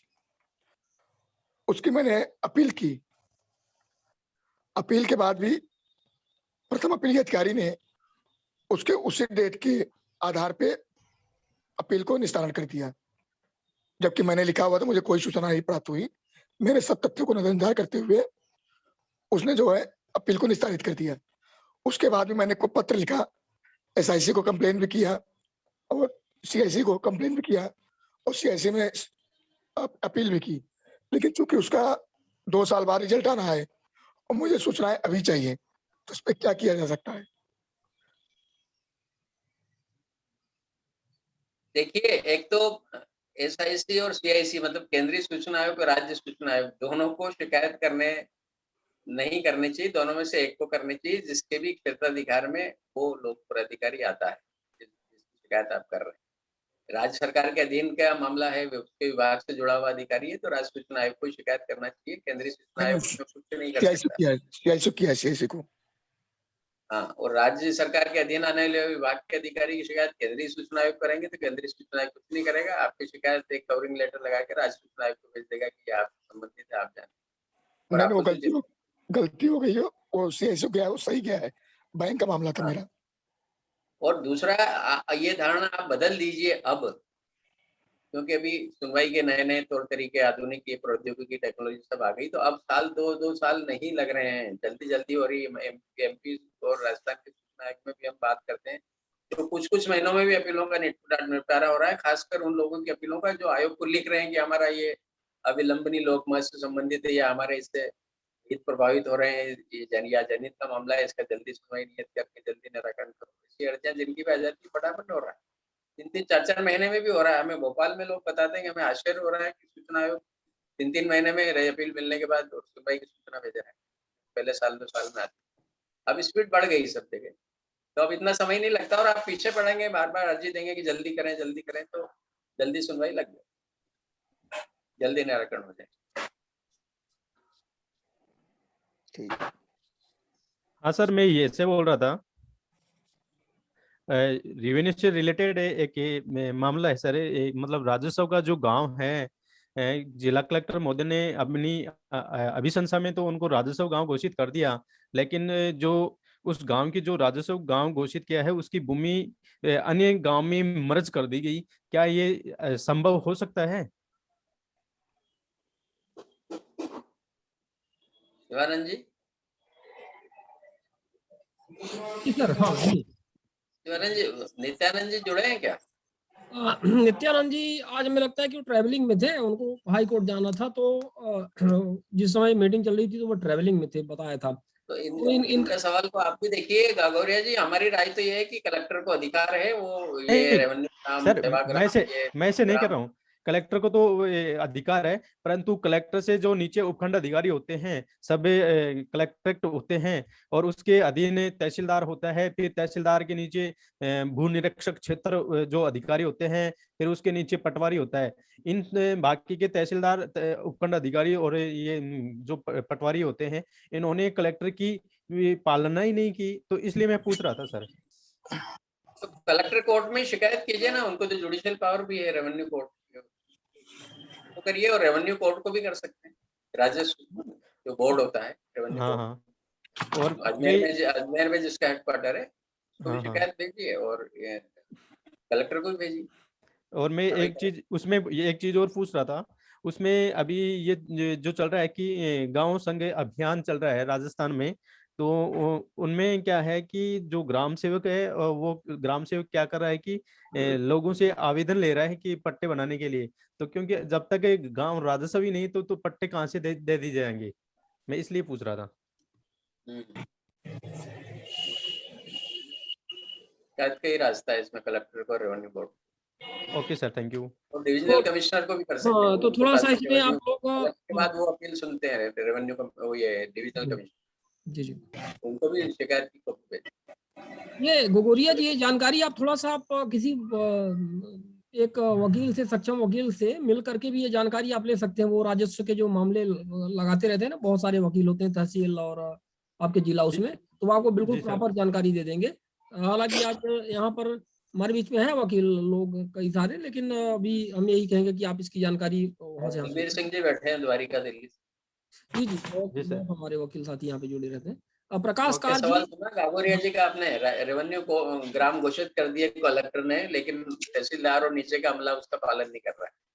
जी सर। अच्छा, ये तो अभी ये तो बड़ा विचित्र स्थिति है हिंदुस्तान में, तो अभी इसके लिए क्या कह सकते हैं सर? हाँ, अभी तो मजाकिया है, कोर्ट के ऑर्डर की कंप्लायंस नहीं होती है, हाँ सरकारें नहीं करती। एग्जैक्टली। तो अभी इस चीजों में तो अपन बस यही कहेंगे कि बहुत ही फनी सिचुएशन है, इसको अपन क्या कह सकते हैं। बलबीर सिंह जी एडवोकेट है दिल्ली के, अपने पास अगर ये मैंने ऐसी स्थिति में आपके निर्देश अनुसार में ही आरटीआई से खुलासा किया है सर मैंने, इसलिए मैंने आपसे पूछा है सर।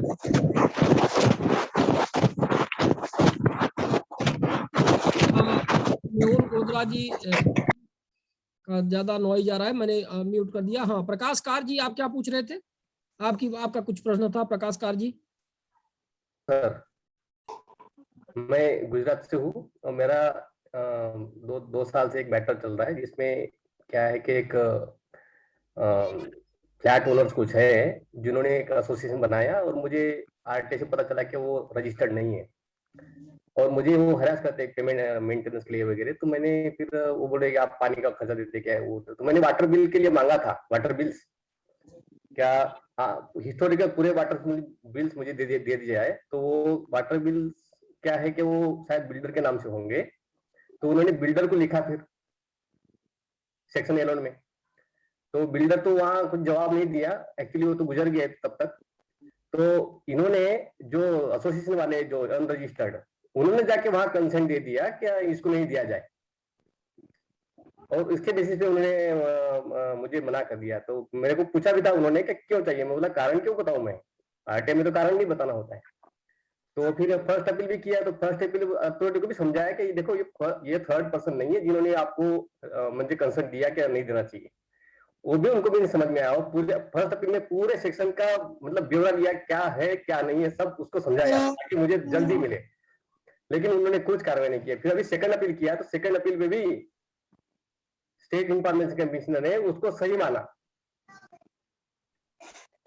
अभी क्या करें, और ये इतने आरटीए के कंप्लेंट फाइल हो गई कि मेरे को मतलब उनकी मतलब सुनवाई में जाने की इच्छा ही नहीं होती है। इस बार तो मैंने जानबूझ के बायकॉट कर दिया कि ऐसे ऐसे ऑर्डर देते हैं कि मतलब मुझे नींद नहीं आती है। क्या करें सर, बोलिए। किसी थर्ड पर्सन के जगह फोर्थ पर्सन का कैसे वो कंसेंट ले सकते हैं? गलत है। देखिए एक तो आपका मन नहीं करता वहां जो भी न्याय के हिसाब से काम नहीं हो रहा है आयोग में गुजरात के, और जाने को मन नहीं करता है तो मत जाइए, लेकिन अपना लिखित कथन जरूर डाक से भेज दीजिए। न्यायिक सुनवाई की जब भी सूचना मिले कि मेरा ये लिखित कथन आप सुनवाई में ले लें, मैं आने में असमर्थ लिखा सर, सब लिखा। जो मुझे आर्गुमेंट लेना बोलना होता है वो सब लिख देता हूँ राइटिंग में, मुझे क्योंकि जाने की जरूरत। मैं ऐसे सेकंड अपील करता हूँ सर, क्या वहां कुछ जो भी आर्गुमेंट मैं करना चाहता हूँ वो पहले ही लिख देता हूँ, क्योंकि उनको समझ में नहीं आता है, वो कुछ भी कंसिडर नहीं करते हैं। और दूसरी बात तो कभी कभी एक ऐसा ऐसी बोलता है कि आप इसमें आपकी जिंदगी क्यों खराब कर रहे हैं, मैंने सब कुछ देखा है सर। अरे भाई ये अभी कितने सूचना आयुक्त हैं अहमदाबाद में?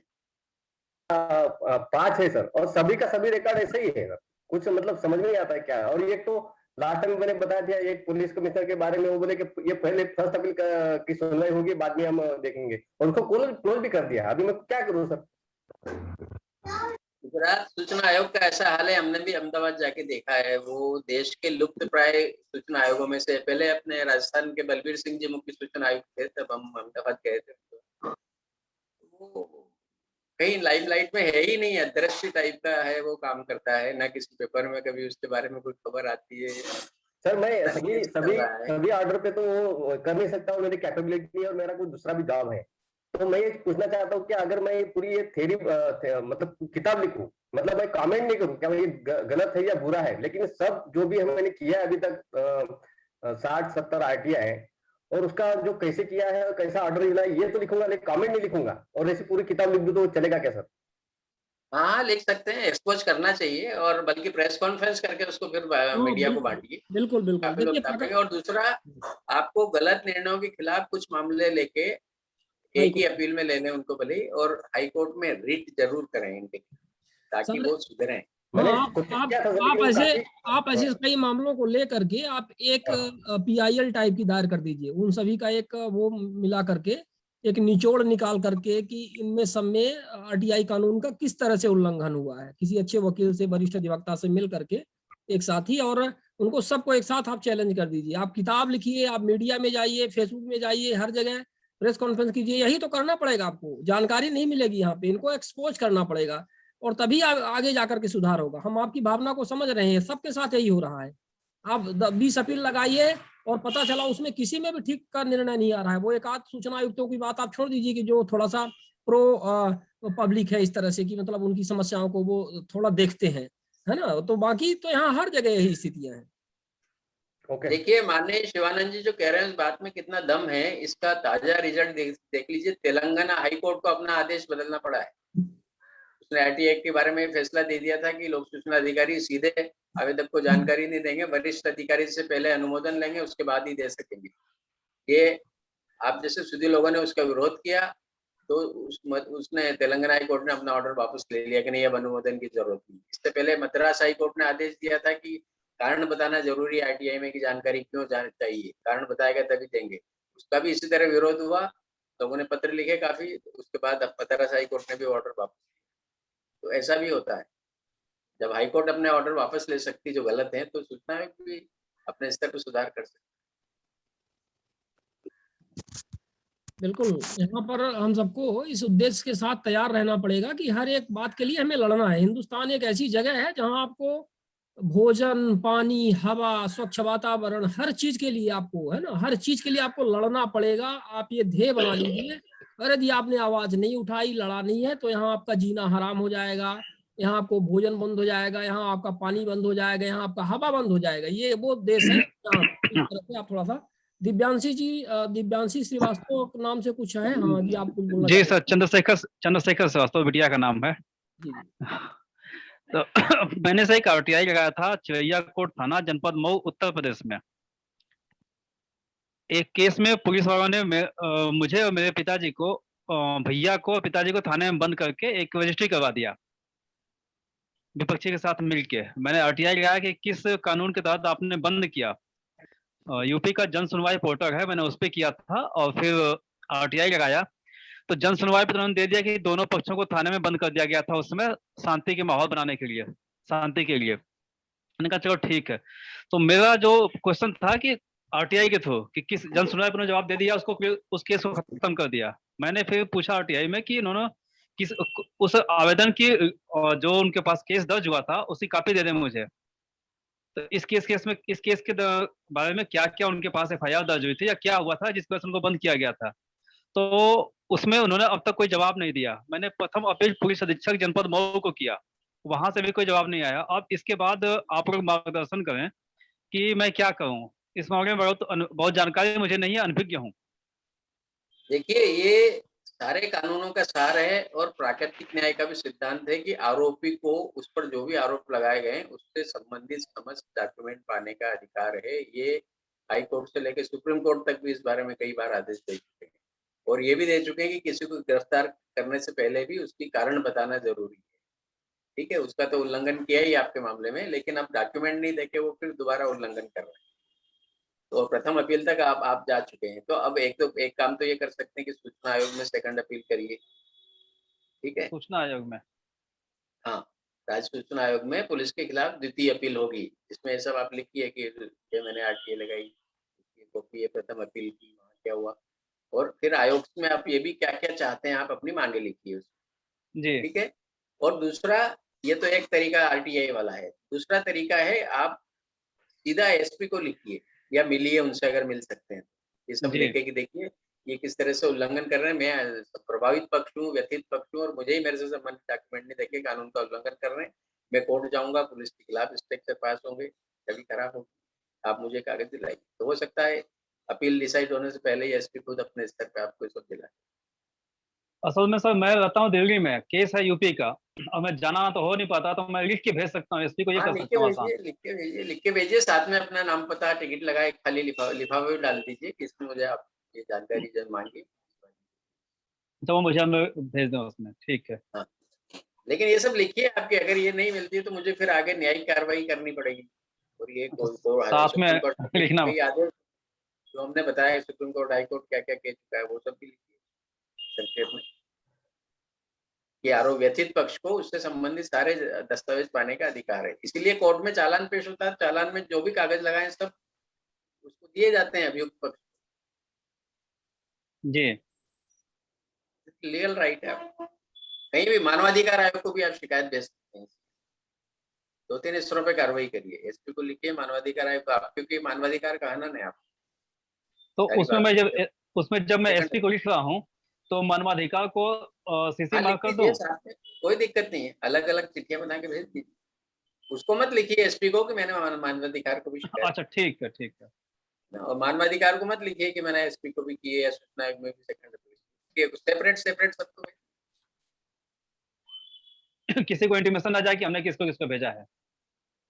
नहीं, उसकी मतलब वो कोई दिक्कत नहीं है। हाँ, कोई दिक्कत नहीं है और आप उसके लिए बाध्य नहीं है। आप मानवाधिकार आयोग को लिख रहे हैं, हाँ, तो उनके अध्यक्ष को लिखिए कि chairman, chairperson human rights commission के नाम पर सीधे अपनी पूरी जो भी ग्रीवेंस है आप उसमें डाल दीजिए, उनको बता दीजिए कि ऐसा ऐसा हुआ है और वो अपना सेपरेट एक्शन लेंगे। वो संबंधित डीजीपी को या कि होम मिनिस्ट्री को या कि आपके एसपी को सीधे लिखेंगे यदि पुलिस के वायलेशन का मामला है आपके ह्यूमन राइट्स का। तो इस तरह से।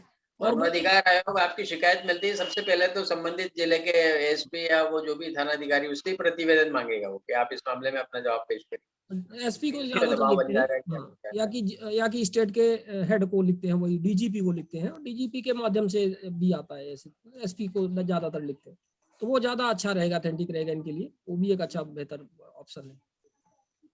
तो मानवाधिकार को पुलिस अधीक्षक मैं दोनों को लिख देता हूँ, फिर दोनों को करता हूँ, अब ये बात अलग है, मानवाधिकार, एसपी और सूचना आयोग, तीन स्तरों पे कार्रवाई कीजिए, जल्दी काम तीनों को। होगा। ठीक है सर, ठीक है। और अब तीनों ये को एक दूसरे के बारे में मत बताइए।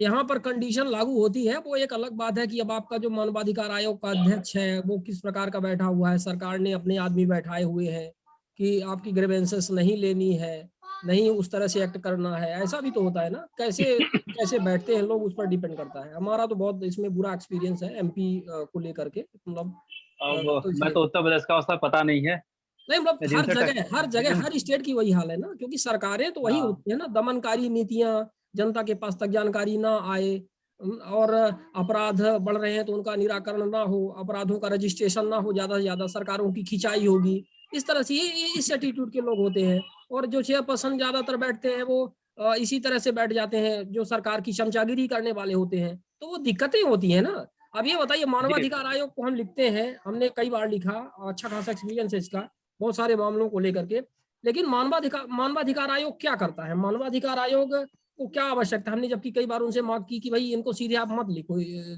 जिला कलेक्टर को आप लिख रहे हो, एसपी को लिख रहे हो, वो किससे प्रतिवेदन मांगेगा, थाना प्रभारी से मांगेगा। हाँ, एक साइकोलॉजिकल प्रेशर होता है, एक अलग बात है, लेकिन हम ये कहते हैं कि आप एक एजेंसी बदल दो ना, उसकी जो जांच एजेंसी है वो बदल दो, या अपने आप आदमी सीधे भोपाल से भेज दो, या भोपाल के आपके पास पर्याप्त नहीं है तो कोई आप एक थर्ड पार्टी से जांच करवा लो, लेकिन ऐसा वो नहीं करते हैं। तो यदि आप प्रतिवेदन उसी थाना प्रभारी से मांगेंगे, उसी चौकी प्रभारी से मांगेंगे, उसी सिपाही से जो भी है आपका वो जो बीट प्रभारी है उससे मांगेंगे, तो क्या लिख करके देगा, वो तो यही लिख देगा, हाँ ऐसा वैसा किया गया, इनका बयान लिया गया, मामला पूरी तरह से नदारत पाया गया, इसमें कुछ नहीं है, अफवाह है, फालतू है, इस तरह से आप घूम फिर के वहीं पे आ गए हैं। तो ये बिल्कुल सर, मैंने 2 बार लिख दिया, तो धारा 107/116 में उन्होंने मुझे पाबंद कर दिया। अब आप सोच लो, जबकि मैं पिछले 7 साल से मैं वहां गया ही नहीं हूँ, 7 साल से मैं दिल्ली में हूँ। ये तो कहानी है उस थाने की। और वहाँ के एसआई थे, उन्होंने भाई को उठाया था थाने घर से मेरे, तो मैंने उनका भी नाम उसे मेंशन किया था कि इन्होंने जबरदस्ती उठा के घर से, तो अब वो कहते हैं कि दोनों पक्ष को थाने में बंद किया गया था। शिवानंद जी, मैं इसमें कुछ बोल सकता हूँ? हाँ बोलिए। सर, इसमें अगर ये चाहें तो, क्योंकि फंडामेंटल राइट्स का सीधा सीधा वायलेशन है, तो you can complain to the Supreme Court under article 32 of the constitution, and अगर हाई कोर्ट जाना चाहे तो 226 227 के अंतर्गत जा सकते हैं। Thank you. High court Srivastava ji, आप इनका गौरव जी का कांटेक्ट आप ले लीजिए और आप इसमें सलाह ले लीजिए। एक बार नंबर सा बता देंगे, मैं नोट कर लूं आपसे। चैट बॉक्स में वो डाल देंगे और आप संपर्क करिए। रविंद्र कुमार जी हैंड रेज किए हुए हैं, आप अपनी बात रखिए। रविंद्र कुमार जी। नमस्कार सर सभी को। हाँ सर, मैं ये पूछना चाह रहा था कि जैसे कि आयोग ने निर्णय सही नहीं दिया है और पीआईओ ने वायलेशन किया था, हम फर्स्ट अपील से 2 सेकंड अपील चले गए, तो क्या हम उसमें धारा 18(1) के तहत तब भी शिकायत कर सकते हैं डिस्पोज होने के बाद?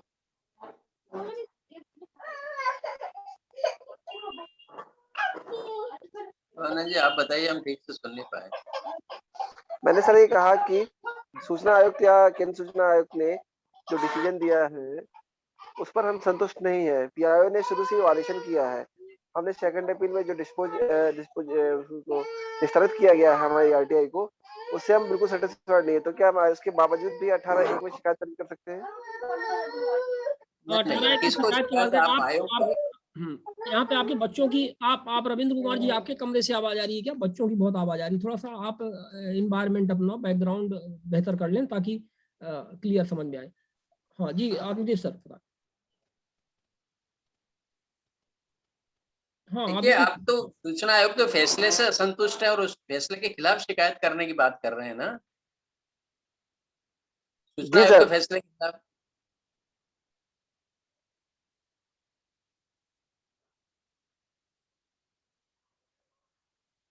हेलो। हाँ, ये बता रहे हैं सूचना आयोग के फैसले के विरुद्ध की साथ ये बात कर रहे हैं। सूचना आयोग के फैसले के, और जैसे पीआईओ ने शुरू में वायलेशन किया या तय समय सीमा पे सूचना नहीं दी, उस पर पेनल्टी लगाई जानी चाहिए थी सूचना आयुक्त के द्वारा, और उन्होंने डिस्पोज कर दिया 1/6 सुन करके। तो क्या मैं 18(1) में फिर भी शिकायत कर सकता हूँ? नहीं, अभी तो 18(1) का फिर प्रावधान नहीं बनेगा, क्योंकि यदि आयोग ने आपका निर्णय एक बार दे दिया है तो उसके विरुद्ध आप सिर्फ रिट के अंतर्गत जा सकते हैं हाई कोर्ट, और बाकी उसका रिव्यू का कोई पावर नहीं रहता है। ऐसा कई बार ये बात आ चुकी है। तो अब आयोग में यदि आप धारा 18 के तहत शिकायत आप कर सकते हैं, लेकिन उसका बेस ये होना चाहिए कि कोई ऐसा एरर हो जो मतलब प्रॉपर हो, कि मतलब कहीं करेक्ट करना हो, तो कोई एरर करेक्शन के तौर पे किया जा सकता है, लेकिन उस निर्णय को बदलने के लिए तो नहीं किया जा सकता है ऐसा। आनंदीप सर इसमें और प्रकाश डालेंगे।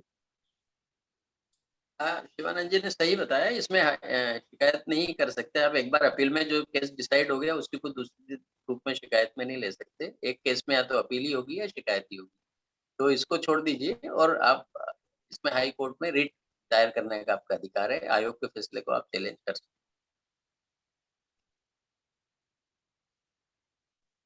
हैं। Thank you. तो आनंदीप सर, हमें लगता है कि टाइम तो काफी हो गया है और हैंड भी रेज नहीं है, और बाद हमारे साथी लोग उतने प्रश्न भी नहीं बचे हैं, और हम लोगों को इसको क्लोज करना चाहिए कार्यक्रम को। शिवानंद जी, आपसे एक निवेदन है कि ये जो हम फेसबुक पेज पे डाल रहे हैं सर्कुलर GAT के, ये जरूर आप भी पढ़िएगा। जी बिल्कुल सर, मैं उसको देखता रहता हूँ आपका, और शेयर भी करता रहता हूँ। नहीं, सर्कुलर पढ़िए, आपके काम की बहुत चीजें मिलेंगी। नहीं, बिल्कुल, मैं आपका वो फॉलो करता हूँ पूरा पेज, और उसको मैं शेयर भी करता रहता हूँ निश्चित। और धन्यवाद आपका ध्यान आकर्षण करने के लिए। सुरेंद्र भनोट जी। शिवान जी, एक चीज पूछना चाहता हूँ मैं सर से। जी पूछिए। हाँ सर, थोड़ी देर पहले मैंने आपसे जिक्र किया था वो SIC Haryana, state information commission Haryana के लिए। तो क्या वो मुझे क्वेश्चन कर सकते हैं कि अब आप 6-7 महीने के, मतलब 7-8 महीने के बाद आप हमें डाल रहे हैं, तो 18 के अंतर्गत शिकायत नहीं पड़ेगी? क्या मुझे कुछ लिखना? देखिए, धारा 18 आप पढ़ लीजिए एक्ट में, उसमें कोई समय सीमा तय ही नहीं है, वो बेमियादी है, आप कभी भी कर सकते हैं। Thank you sir. अभी वो हैं आपके यहाँ भूपेंद्र धर्मानी जी सूचना आयुक्त हैं हरियाणा में। हाँ जी, जी सर। हाँ, तो आप धर्मा जी से हमारा नाम लेके मिल सकते हैं, आपको पर्सनली बहुत सहयोग करेंगे, हमारे मित्र। Right, thank you so much sir. Thank you so much sir. तो एक्सक्यूज मी सर, मैं आत्मदीप सर से मैं पूछना चाहता हूँ एक निमका थाना से। जी सर मैं जो अब कोई आपसे कोई क्वेश्चन नहीं कर रहा है, इसलिए मैं पूछ रहा हूँ। जैसे फ्री ऑफ लैंड है, तो इसका मेरे पास पूरा इसका आर्टिकल जो एक्ट है वो मेरे पास संविधान का पूरा टोटल पड़ा हुआ है। मैंने RTI से पूरा मांगा है, और फिर मैंने उसका 2-3 बार रिवीजन किया, तो मेरे को उसमें बहुत कुछ मिलने को, सीखने को कुछ मिला भी है। और मैं इसलिए पूछ रहा था कि अगर आप इसको थोड़ा सा प्रसारित कर दो तो और भी लोगों को बेनिफिट मिल सकता है। बिल्कुल बिल्कुल, हम लेख लिख सकते हैं, अभी हम ग्राम न्यायालय पे भी लिखने वाले हैं। आप क्योंकि हम मूलतः तो पत्रकार हैं, आप हमें भेज सकते हैं बाई पोस्ट जो भी डॉक्यूमेंट है उसके। तो सर आपकी कोई email ID हो तो मैं उस पे PDF करके भेज दूंगा। उसकी बजाय अगर डाक से भेजते हैं ज्यादा अच्छा रहेगा। आप हमारा नंबर लिख दीजिए, यहाँ सबका समय नहीं लेते हैं, बाकी बाद में बात कर लीजिएगा। जी सर, आपकी कॉन्टेक्ट नंबर सर? 9425 942 50 50 10099। 100 हाँ 99। Okay sir. 94 250 299। Thank you sir. बात कर लीजिए। शिवानंद जी, वो भास्कर प्रभु जी ने जो ईमेल आईडी दिया, किसी ने बोला क्या वो गलत है? अच्छा, तो ठीक है, अगली बार वो जुड़ते हैं तो उनसे अपन लोग चर्चा कर लेंगे, कोई दिक्कत नहीं। वो बीच में आते रहते हैं, भास्कर प्रभु जी बीच बीच में हमारे कार्यक्रम में आते रहते हैं। और तो ठीक है, अभी कार्यक्रम को अपन लोग विराम देते हैं। और बहुत अच्छा रहा ये सेशन, और काफी त्योहारों के बाद और थोड़ा सा वो भी था, पर सुभाष अग्रवाल जी से बात हुई और वो एग्री हुए कार्यक्रम में आने के लिए, और हमारे कार्यक्रम में पहली बार आए। अपने काफी महत्वपूर्ण निर्णय भी उन्होंने साझा किए, और मतलब निर्णय इन द सेंस कि उनके जो आवेदनों पर जो निर्णय थे और उन्होंने किस तरह से प्रयास किए, तो उनका भी पक्ष हम लोगों ने सुना। बहुत सारे हमारे साथी थे, उन्होंने कुछ अपनी आपत्तियां भी दर्ज की उस पर ठीक है, उन्होंने उसको क्लेरिफाई भी किया। पर एक बात समझ में आती है कि सुभाष अग्रवाल जी जैसे आरटीआई एक्टिविस्ट, मतलब आरटीआई कानून की गरिमा को बना करके हमेशा उन्होंने काम किया है और वो बहुत प्रशंसा के पात्र हैं। और ज़्यादातर चूंकि उन्होंने जनहित के, व्यापक जनहित के मामले उठाए। ये बात अलग है कि बहुत सारे जैसे मामलों की चर्चा हुई और उसका निगेटिव जो इम्पैक्ट हुआ, जैसे देवेंद्र अग्रवाल जी ने ही प्रश्न वो उठाया था, तो उसका कहाँ से तोड़ मिले, कटाक्ष मतलब उनका ये था कि उसका तोड़ कहाँ से मिले, शब्द ये होना चाहिए कि उसका तोड़ कहाँ से मिले। तो तोड़ के लिए भी प्रयास किए जाएं और उनसे भी मार्गदर्शन लिया जाए और किस तरह से। हालांकि उसमें फिर 81J के विषय में चर्चा हुई तो बताया कि जो जानकारियां संसद या विधायिका को मतलब डिनाई नहीं की जा सकती, इस तरह से हमें हमेशा ये पक्ष रखना चाहिए इस तरह से। तो काफी अच्छा सेशन रहा। गांधी जी सर आए और आत्मदीप सर हमारे बीच में, राहुल जी इस बार नहीं जुड़ पाए, उन्होंने मैसेज किया था कि वो कुछ ट्रेवलिंग की वजह से। ठीक है, एक्टिंग इंफॉर्मेशन कमिश्नर है तो आप समझ सकते हैं कि सप्ताह में 1-2 दिन छुट्टी मिलती है और फिर बहुत सारे और भी ज्यादा उनकी वो होती है, एक तरह से जिम्मेदारियां होती हैं। तो हम बीच बीच में ये अपेक्षा कर सकते हैं कि थोड़ा सा ये समस्याएं रहेगी, पर अगले कार्यक्रम वो हमारे बीच में आएंगे। और भास्कर को बीरेश वेल्लूर सर हम सोच रहे थे कि आएंगे, लेकिन उनका भी एक मैसेज आया था, उनका भी बीच में कुछ कहीं गिर पड़ गए थे, मुझे लगता है एक्सीडेंट की बात बता रहे थे कि कहीं थोड़ी बहुत चोट आई है। तो हालांकि उनको मैं कॉल करके उनसे पूरा विधिवत वो नहीं ले पाया, पर मैं उनको कॉल करूंगा।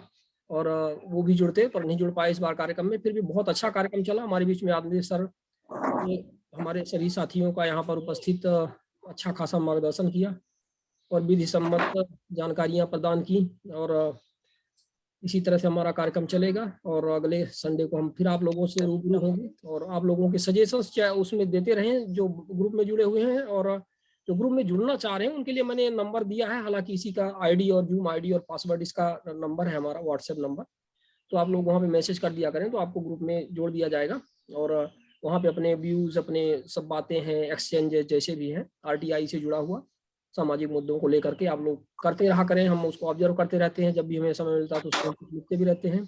बाकी हमारे बीच में जो वरिष्ठ गण हैं जैसे भनोट जी हैं, सुरेंद्र जी हैं और बहुत सारे हमारे साथी हैं, ताराचंद जी हैं और देवेंद्र जी हैं, नित्यानंद जी और बहुत सारे लोग जो जुड़े रहते हैं ग्रुप में, वो आप लोगों के प्रश्नों का वो जवाब देते रहते हैं समय समय पर। और आप लोग इसी तरह से इसको करते रहें। बहुत बहुत धन्यवाद आपका। तो अगले संडे को फिर मिलते हैं। नमस्कार। Okay, thank you.